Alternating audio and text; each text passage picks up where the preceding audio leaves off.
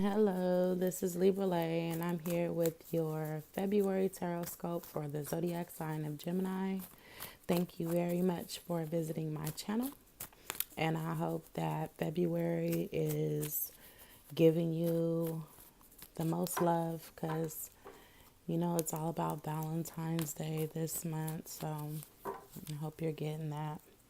And we're going to dive right in, Gemini.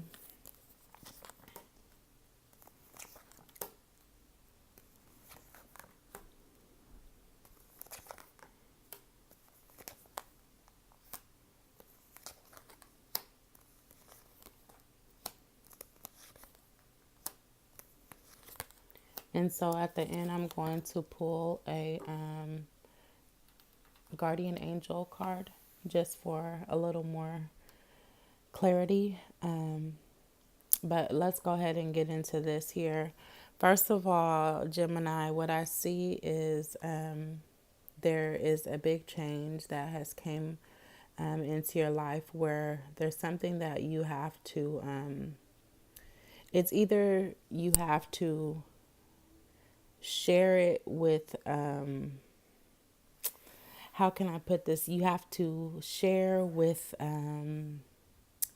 thought. So you have to, when you're sharing, you have to be careful not to give too much or not to rush in too soon with giving because it looks like that in the past it has manifested frustration in your life.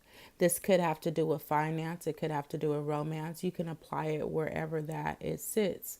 I see here where you're kind of noticing like, shit, what I'm putting out, I'm not getting back. But it has something to do with the deceit. I don't know if you're deceiving yourself as to why you give so much. Like, I'm just a giving person. But sometimes we want to believe that from the bottom of our heart that we're like good giving people, but the truth of the matter is that we give for acceptance or we give because we're hoping for something in return, and that's the subconscious move that we're making, like unknowing. But really what it has done is it has left you at a deficit, and you're starting to kind of see that with the death card in the middle. It looks like that you're very concerned with like, shit, what happens like if I don't give? Like, will people still fuck with me? You know what I'm saying? Like, well, my family still like me if I'm not giving every fucking thing that I have? Like, will my man still want to be here if I'm not cashing him out, or vice versa?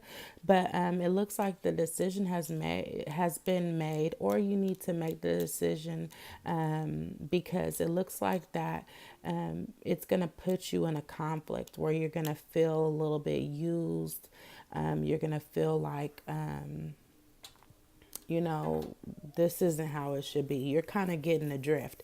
And so it's like Spirit is speaking to you, like, maybe I'm doing too much. Maybe it's too soon. You need to maybe pump the brakes on things and not move so fast because people switch up, like the seasons. So with the full card sitting here with the Knight of Wands, I always look at that as a, quick moving energy. And although, he moves with fire, which is like passion, he's met here with the Fool. So it could, like I said, lead to you feeling like you did too much, like I shouldn't have done this, I'm frustrated. And now, shit, the person who you're with, they might not be giving a damn thing but dust. And then, you done gave everything. So you got to just maybe like pull back a little bit. Don't let it stress you out too much because the Nine of Swords is at the top of the reading, which is talking about stress. But